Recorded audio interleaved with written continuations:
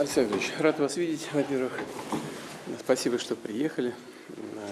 Alexander Grigorievich, it's a pleasure to see you, first of all. Thank you for coming. I watched your speech at the All-Belarusian Assembly live. It happened that way.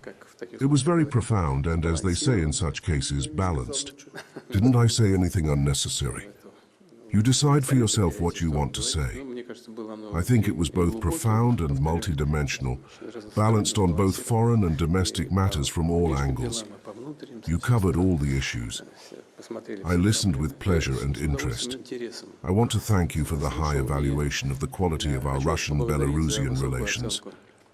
I very much noticed the warmth with which you spoke about Russia and our relations. I'm sure that many in Russia noticed that too.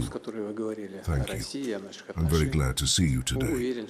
We have the opportunity to speak with colleagues about our common matters within the framework of the eaeu and, of course, regarding our bilateral issues, although the governments work very closely with each other. Before coming here to St Petersburg, I met with the chairman of the Russian government. He told me in detail how the work between the governments of Russia and Belarus is progressing. In fact, there are almost no issues that require our attention. However, there is always something to talk about. Welcome.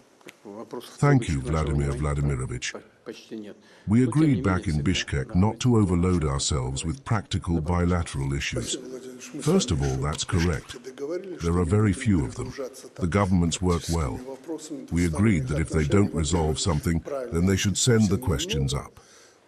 There are one or two such issues that need to be coordinated. In general, we're implementing all agreements, from military, technical, military and defense cooperation to the economy. There are practically no issues here. Thank you for inviting me. We traditionally come to St. Petersburg. Honestly speaking, I prepared for this trip. I thought, probably since you held your direct line, and I spoke at the All-Belarusian Assembly, perhaps we completed the main events and could somehow relax. But nothing like that. Life doesn't allow us to relax much. Maybe it's good that we stay in shape. Thank you for the assessment of my speech. President of Russia saw and heard the report at the All-Belarusian Assembly was candid and sincere.